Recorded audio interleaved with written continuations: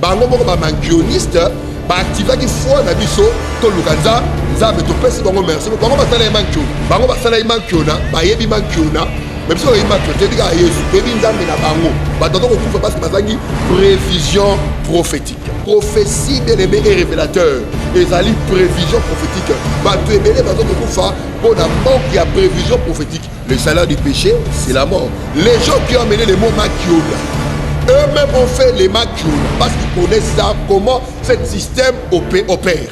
Il y a des gens qui tout dans la vie, par exemple, les hommes tout dans la vie, et il y a un moment où la mort est en train de frapper dans sa vie. Moi, dans la Bible, c'est du mensonge. Esprit des morts et les makamoutounaléo à battre. L'esprit des morts a la force d'attraction, l'esprit des morts a la force de ravir la vie, l'esprit des morts a la force de destruction.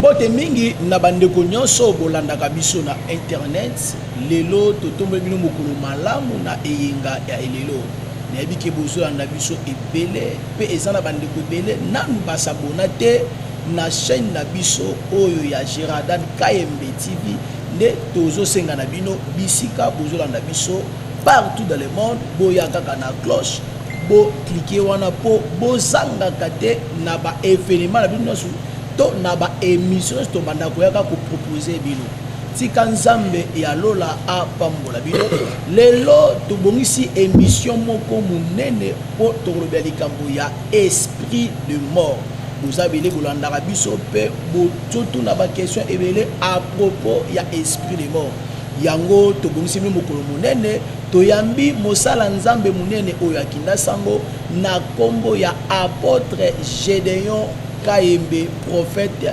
lelo. Prophète Gédéon KMB, shalom. Shalom, beauté, monsieur le journaliste. Bien habillé. Ah, merci beaucoup. Également, Nalandi yo papa. Merci beaucoup. Et question nanga liboso, nalingaki natu nanon. Pourquoi? Parce que combo ezo banana apôtre, mais ezo sukisamba na prophète. Net lungaki totuna. Est-ce que mutu moko akoko za na ba ministère mi balé to eza ni loko moko nzambe a se dekisaka yo ndeto nga to tuna to yebola ba de balanda biso. Pourquoi pas nous avons dans les deux ministères na tangi Kenneth Agin na moko ba ouvrage naé comment opérer dans le ministère à lobby que lui il aimait plus qu'on l'appelle prophète docteur pardon mais nous avons frappé à le but que aux alliés prophète docteur donc tous alliés n'a pas prophète docteur tous alliés n'a pas apôtre prophète c'est possible d'avoir deux ministères et généralement j'opère dans le prophétique voilà j'exerce le ministère apostolique voilà mon exercice c'est l'apostolique et j'opère dans le don de la prophétie. Je suis apôtre du ministère qui opère aussi dans le prophétique ou le don de la prophétie. Merci beaucoup na bandelo sibosolo na biso toza elongo na mukolo lilo na prophète plutôt apôtre Gédéon KMB et prophète ya lelo. Prophète Gédéon KMB question na biso liboso tolingaki peto tuna yo papo ya actualité tout comme na ndeko moko azalaki magicien azotanga bakombo ya bato o ya pesakis abongoli motema to mona ki etialekaki na epa ya moko ya banganga nzambe na kombo ya évangéliste Walesa ndenge tongaki totuna par rapport ya eloko est-ce que eza malamu parce que to mona ki ego créer même eloko moko mabe et toucher qui même bana nzambe belé po to mona ki na likama ba sœur Maria Tumba moko ba ndeko na biso aza ba tiktoker yango moni to nek to tuna par rapport ya eloko wana évidemment tu ko sala mawana. Merci beaucoup pour la question. Voilà, la Bible dit la sagesse est profitable que la direction. Quoique copé sa témoignage ils m'a bêté, mais la sagesse est profitable que la direction. Au moins que témoignage wana est suscité polémique, est suscité révolte, est suscité rébellion, voire même batba kanga magistère au téléma batu ba miser par rapport à l'influence, par rapport à Mbongo. Moi je crois que et là qui est important ba batanga bakombo batu toko kotanga ke na pesa ba tiktokeuse moko ba kisi tout ça wa buzz moi je pense que kolobaka na bakisi na manako c'est la satan mais na bongoli motema et belé pe abatonga na pesa bakisi mais ba yebi bango moko mais pour pas citer ba youtubeurs, ba tiktokeuses. Là quand on fait une analyse, on voit que derrière ces témoignages là, il y avait un buzz en fait. Il y avait un buzz par rapport à mon analyse, c'est que moi je pourrais dire ezala qui manque à sagesse. Voilà, même la part il y a nganga ezali manque à sagesse. La Bible même nous le dit, la sagesse est profitable que la direction. Donc cette direction, il faut tout le baqueto, peut-être ma tiktokeuse ma kisi. Mais la sagesse nous les permet pas en fait. Voilà, tant que les conséquences, bah, manquement de respect, insolence, diffamation et tout qu'on sort là, la sagesse est là qui profitable que direction. Quoi que la direction, il faut pas attendre à combo et à tiktokeuse, mais la sagesse, il fallait pas. Voilà. Ok, merci. Toyoki mo réponse ya malamu et pas ya Moussala Nzambe autre que ça biso. Tozongi mbala moko na ba question la biso par rapport ya mokolo lelo. Tongi tombe ko luka to yeba nano. C'est quoi au juste l'esprit des morts parce que to uti ko mona événement munene et uti ko sala na mboka ya Canada et pas ya ndeko na biso mo se uti ko tika biso na kombo ya Alexandre. Et j'en profite bien pour na couper ça ba mes condoléances nanga na famille ya bandeko na biso uti kotika biso tozwa kitan ya ko sambela pour na bino mais nzamba sepe ozam yango lelo tolingi to tout na pe prophète na biso to yambi lelo c'est quoi au juste l'esprit des morts? OK, l'esprit des morts c'est l'esprit qui vient mettre fin à la vie. Au Bible aiguillon où la mort où est ton aiguillon. Donc, encore s'il faut définir l'esprit de mort, c'est la fin. C'est un esprit qui vient ravir la vie. Voilà, par la définition propre. L'esprit de mort, c'est l'esprit qui vient ravir la vie à quelqu'un. Vous voyez? C'est ça. L'esprit de mort, c'est l'esprit qui vient ravir la vie à quelqu'un. Donc, ce Moutakoufi, Baroloba, c'est la mort qui s'est installée. Donc, la mort avale la vie. C'est ça, la mort. Voilà. Ok, merci beaucoup. En fait, nous avons une question sous nous avons elobamaka mingi et pas ya basala nzambe que esprit de mort est touché rapé par couche et belé. Est-ce que c'est réellement vrai que esprit de mort et ça n'a pas tout sous à perdre de vie par rapport à la définition du copé sabiso et vous avez peur de moussala est-ce que ça a opération il y a esprit de mort to ezelo comme nous soumet le ko les elo que zo ku fane to lobi esprit de mort. D'abord to zongi nanu na makambe ndeko personnam ndeko Alexandrine pour akufi na Canada. Vous savez ce bota la image c'est dans une part qu'elle a. Esprit de mort et memakamutu na leo kwa battre yi. L'esprit de mort a la force d'attraction. L'esprit de mort a la force de ravir la vie. L'esprit des morts a la force de destruction. Jean chapitre 10, verset 10, la Bible dit, le voleur ne vient que pour dérober. L'esprit des morts, tant qu'on a constaté que yo baïba kao mingi,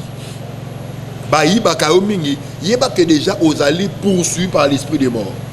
La Bible dit, égorgé, au kata, lorsqu'il y a des mauvaises finalités, au remarque dans relation bien, mais relation de finir quoi bouter des trucs qui brisent liba les malins malins me couffent brisque et ça peut esprit de mort tuer les voleurs viennent que pour voler dérober et faire quoi tuer. Donc pour vous dire que la mort vient finir la vie de quelqu'un sur le monde moussa les silos brisque liba les couffes brisque. Donc tout ce qui finit brisque là bon ici là marambo ici là et ça esprit de mort. Donc en connaissance de cause, la sœur Alexandra a été attirée les lieux où l'esprit de mort allait la battre. Et l'esprit de mort va poursuivre et elle était déjà poursuivie par l'esprit de mort. Donc esprit de mort et j'aurai ma forme nyonso et j'aurai ma couche nyonso. Voilà, c'est un peu ça. Merci beaucoup. Merci la bande de Kubuzola Nabiso. Prophète Gédéon Kayembe, tu as sous question concernant l'esprit des mots parce que vous avez bande belé et na do senga na bande ko na biso nyoso yo bozola na biso na chaîne na biso ya Geradan Kayembe TV bo s'abonner parce que ezana bande ko belé ba komelenga par rapport ya ba réalité bazo kutana ba mo nde tonga ko totuna apôtre Gédéon Kayembe l'esprit des morts en question est-ce que zakana air to ezana ba pays to Dans na ex magicien moko a dit ko lobake eza na ba porte d'entrée au esprit de mort ekotaka asita ki 12h asita 15h 18h ainsi que 0h yango to ngai to profiter lokwa to yambi o mekape ko limbola biso parce que tozo mona ke bino bozan plus na kati ya spiritualité bo meka oede bande konoso yo bazo na biso parce que tozo mona bat ndeko biso ko profiter basambela ka na 12h akanga porte wana est-ce que eza penza bongo to eza bongo te. D'abord, c'est l'hérésie. La Bible c'est la vraie parole de Dieu. Ce matin, dans Exode chapitre 12, 1 à 13, Bible dit, la nuit, l'âge de la mort passera. La Bible n'a pas précisé l'heure. Vers la nuit. La nuit commence à quelle heure? La nuit commence généralement à partir de 18h jusqu'à 4h, jusqu'à 1h la nuit. Donc, il y a une hérésie, il y a c'est faux. Pour nous attirer attention. La Bible dit l'ange de la mort. C'est Moïse. Naboutou. Pendant la nuit, j'enverrai l'ange de la mort. Les maisons ou les portes qui verra les sangs, il ne touchera pas, il passera par-dessus. Donc, il n'y a pas une heure, il n'y a pas un moment où il faut. Non. La Bible dit prier sans cesse. On doit être en alerte continuellement. Tout ça, on a un mot précis, un mot liwafayaka. Parce que si nous avons 12 heures, na Dubaï, il 15 heures. Tu peux t'imaginer. C'est-à-dire, dans la Corée, Corée du Sud, tout ça, 12 heures, 4 heures. Vous avez donc, si vous avez 4 heures, vous avez 12 heures. Donc, si vous avez 12 heures, il faut ça, mais il y a 12 heures à Corée. Moi, c'est du mensonge. La Bible dit qu'il faire la nuit. Donc, pendant 18h, peut-être 1h, 0h. Déjà, à partir de 1h, tu as mis Tongo. Tongo, il y a 1h du matin. Mais ça, mon lili. Donc, l'ange de la mort, il y a Boutou. Boutou, prophétiquement. Boutou, il y a temps sombre et à vie à Moutou. Au moment dans Actes chapitre 16, verset 25 à 26, pendant le milieu de la nuit, Paul et Silas priaient. Ils sont en prison. Donc la nuit, à Paul et Silas, ils sont en prison. Donc, on a vu ça, Boutou a vu et ça va la rater. Boutou a vu que Abel Arabella. J'ai reçu une maman, là sur la chaîne, ça dit, elle a fait depuis 2009 à 2024 Abel Arabella. À ça la maladie moko et ça lié na mikuanaï. Donc na hiver pas moins. A dit à ça la un mois na ndaku, 4 mois à l'hôpital. 1 mois à la maison, 6 mois à l'hôpital. Et ça Boutou vers le milieu de la nuit. Donc Boutou et ça moment moko sombre au mutazo les cas. Et ça moment moko difficile au mutazo les cas. Et cause là, on a la réalité maritale au bal raté, aux awana âge déjà poussani, aux entre 40, 35, 30, 25, aux balaté, c'est aussi la nuit de la vie de quelqu'un. Donc ange de la mort, Azalina 1 au Bible vers la nuit. Il y a pas beaucoup tout le monde la vie, la zone d'homme tout le monde la vie, et Zali moment où la mort est en train de frapper dans sa vie. Voilà.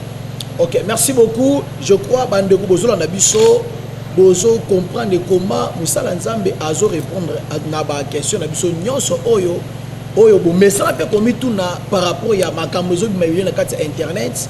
Oyebi ke lelo ba témoigner ce comme ebele yango naza ko insister na ndeko nyonso o a rokuta na libaku ya ko na émission oyo sala effort ya ko s'abonner pe o partager ka mingi be émission pour na ko permettre que na bana na nzambe bele oyo ba réalité tozolobela awa et si ba kuta nango bana ba problème ya mabala libala c'est kufa pourquoi nde busanza metu ko lobake ange ya mort et si a frappé déjà. Merci beaucoup prophète Gédéon Kayembe. Donc toute cette question Moussoussou, comment se protège contre l'esprit des morts? Comment se protéger contre l'esprit des morts? D'abord, avant la nouvelle naissance. Bible lobby, dans Romains chapitre 8, verset 1 à 2, la Bible dit ceci. La loi de l'esprit de vie nous a délivrés de la loi du péché et de la mort. Quand on parle de la loi de l'esprit de vie, c'est Jésus. Jésus-Christ qui est la vie. Donc, tant qu'on y a mis Jésus-Christ, automatiquement, tu es épargné de la mort. Première façon pour être épargné de la mort, c'est d'accepter Jésus-Christ comme Seigneur et Sauveur. Parce que la Bible a dit, car la loi de l'esprit de vie nous a délivrés de la loi du péché et de la mort. Le salaire du péché, c'est la mort. Lorsque vous n'avez pas encore Jésus-Christ, vous marchez dans les péchés, vous allez mourir. Vous allez mourir. Donc la première voie pour se protéger de la mort, il faut accepter Jésus-Christ. La deuxième moyen pour se protéger de la mort, qu'est-ce qu'il faut? Et il faut faire partie de la communion. Il faut faire partie de la communion.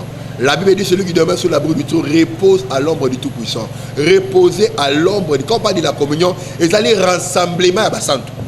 Vous voyez, au moment où on partage net la illustration que dans le moment culte, présence, il y a la Bible là où il y a la présence de Dieu, il y a la liberté. Au moment il y a communion, pour ça comprendre les communions fraternelles. Dans le témoignage, la mort le poursuivait. Mais maintenant, on s'est manifesté la forme, il y a la baille. Elle dit, par toi, un jour, il a fait une invitation, il y a une église. Et pendant qu'il venait, à côté de cette église, Banzo il batika les libanda. Ok. Diversement averti homme de Dieu, après qu'on ce message, papa esprit de mort, ils ont comme signe.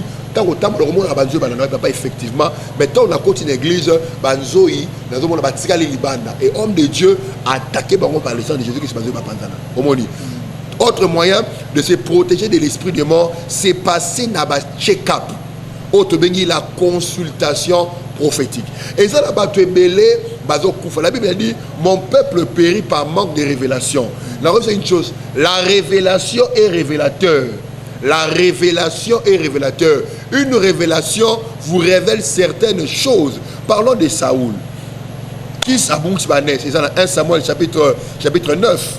Chapitre 9, Bible dit baké à la recherche d'Amanès. Tellement que balouki boutou bomba, balouki journée bomba bazuité et Saoul a un serviteur. Est-ce qu'il y a un prophète mon côté à votre consulter Zam? Parce qu'il marchait dans le tâtonnement. Bate belé, bazo koufa pour baza préciter. La prophétie c'est la météorologie de Dieu. La prévision spirituelle. Nous avons la prévision météorologique. C'est-à-dire à telle heure, vous les bêta. Vous comprenez? Donc c'est-à-dire au la prudence, au parasoleil, parapluie, au là capot de pluie. Parce que déjà, météo a prévenu ça qui y a. Balioué belé, et ça manque de prévision prophétique. C'est-à-dire parce que la prophétie nous révèle. Un peuple qui manque de révélation, c'est un peuple sans frein. Je pense pas, ceux qui ont vu sur Alexandrine, Azaki a divinement averti, au moment où peut-être il y a un coup faté. Moni, Bazol Kababoma Jésus, pas Hérode. Bazol Kababoma Jésus, pas Hérode. Qu'est-ce qui s'est passé? Divinement averti. Joseph averti par l'esprit, loin à moi dans l'Égypte. Donc la prophétie bien aimée est révélateur. Et ça lit prévision prophétique. Tu es béni parce qu'on pour un manque de prévision prophétique. Bon, tu as là-bas agent, un diable. Et les gens se moquent. Où en sommes-nous? Il y a 5 ministères. Il y a 9 dons spirituels. Parmi les dons de révélation, nous avons la prophétie. Aujourd'hui, il y a maintenant de la moquerie. Les gens sont en train de vilipender les dons de la prophétie. Les gens sont en train de vilipender les dons prophétiques pour rendre les gens incrédules. Le diable veut rendre le peuple de Dieu incrédule pour détruire Bango. L'incrédulité a des causes de face. Jérusalem, est-ce que vous avez un documentaire? Oui. Jérusalem a été détruit. 40-45, Jérusalem a parlé Boukana. Et au moment que il faut les deux messagers, il y a pour la reconstruction, il y a temple, il y a Jérusalem. Donc Jérusalem est qui détruit à cause il y a incrédulité. Hier sur l'île de Jérusalem, si tu savais les jours de ta visitation, si au moins tu savais les jours de la visitation, mais parce que tu n'as pas reconnu les jours de ta visitation, tu vas être détruit. Beaucoup de gens sont détruits, beaucoup de gens aujourd'hui sont détruits parce que, bien aimé, il manque la révélation, il manque les orientations. Oh, prophète, papa. Si lui, il a été prophète qui a fait les arrangements, il y a d'autres personnes, par exemple, l'obélia tata. Et Saoul a tout mis serviteur. Et ici, dans cette ville, il n'y a-t-il pas un prophète à qui consulterions-nous Dieu? Pas besoin de consulter les âmes.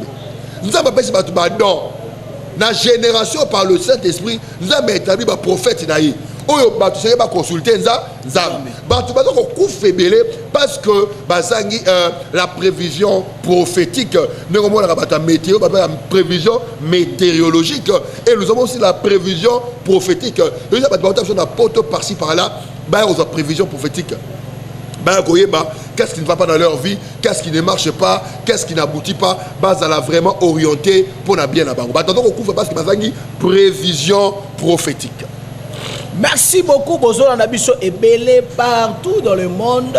Toza ensemble na apôtre Gédéon Kayembe.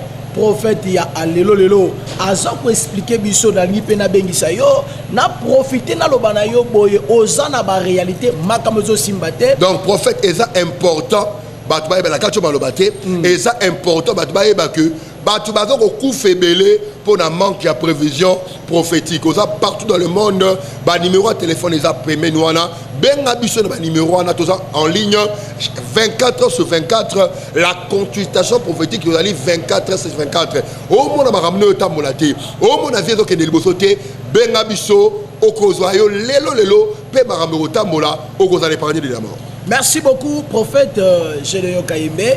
Nga nalinga ki na poser sous question parce que tozomona comment makambo salama lelo na kati na en fait na temps toza makambo mabe ezo salama mingi batu mingi bakomi koboya ba prophète par rapport ya likambo ezo même lelo likambo lipari ya ba CV likambo ba makiona en plus ifawana et kotiti na kati ya bana nzambe belé bakomi ko se retirer et pas na ba prophète na yebite conseil ezo pesa batu nini peta kutela ki na nganga mais à se déguiser à lati comme ya prophète lelo azaki nganga azaki magicien azaki marabout mais là autant na combat prophète et basali berer et belé balina batu ba mbongo na makamba lobaki yon de lui totuna par rapport ya ta otoza prophète okolobani na pesi mbote na ndeko Jérémie Luemba je pense que azali ndeko tosala rani ba émission mingi merci pe na yo ndenge o la oye lelo tosala émission tolobaki boyi dans la prophétie.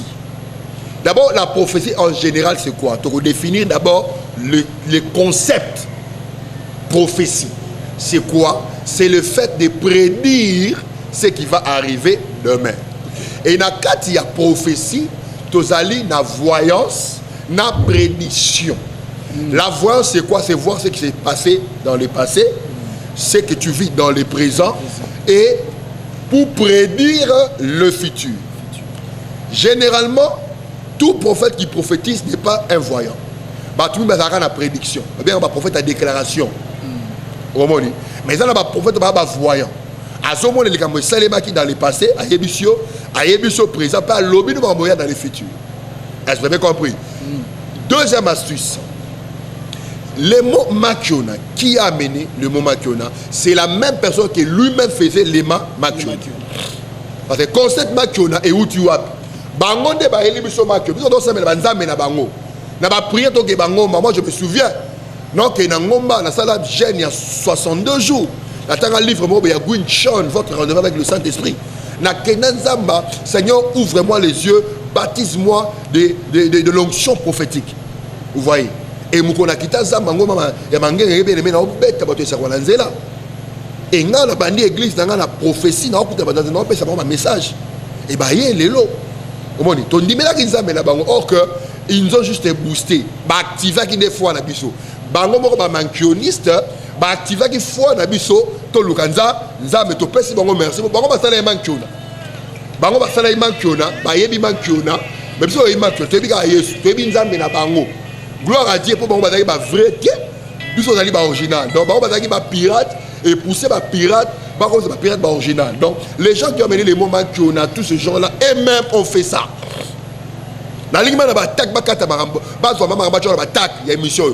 les gens qui ont mené les moments qu'on a, eux-mêmes ont fait les moments qu'on a, parce qu'ils connaissent ça, comment ce système opère. Et nous avons cru à la dimension qu'ils opéraient. Et Dieu nous a fait aujourd'hui des prophètes authentiques. Okay. Vous voyez? Donc, dimensionner ça va stade ma plaie entendre ça va miracle et pousser biso to ne kolukanzam Bible dit rechercher l'Éternel et sa présence. Psaume 105 verset 4. rechercher l'Éternel et sa présence. Rechercher l'Éternel et sa présence. Donc, ce que nous avons pour afongolo miso. Vous voyez, la puissance n'est pas la présence de Dieu. Là où il y a la présence de Dieu, il y a la puissance. Toute puissance n'est pas la présence de Dieu. Toute puissance est maquillée. D'autres puissances, c'est Emmanuel, mais qui n'est pas la présence de Dieu. Mais la présence de Dieu régénère la puissance originale de Dieu. Vous voyez, nous sommes parmi les gens qui étaient des assoiffés de Dieu. On a vu les choses, on a vu Dieu dans notre ministère. J'ai beaucoup d'enfants en Europe,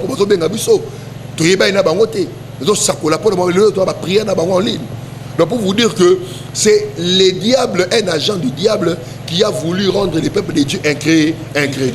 Merci. Merci beaucoup, prophète. Je crois, Bolandi Biso, Ebele, Lelo, Tozalakina, apôtre Gédéon Kayembe, le prophète de Lelo.